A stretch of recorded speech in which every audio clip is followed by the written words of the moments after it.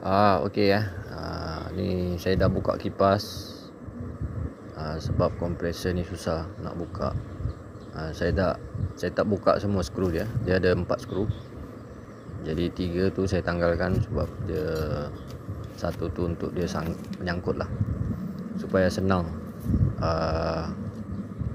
untuk tanggalkan puli ni. Ini proses untuk tanggalkan puli itulah.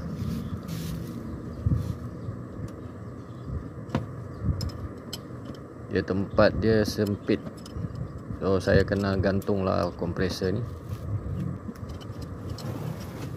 Sebab saya dah test dia punya magnet tu memang tak hidup. So saya try beli magnetic clutch yang baru. Jadi saya terpaksa beli dia punya pembuka puli ni lah.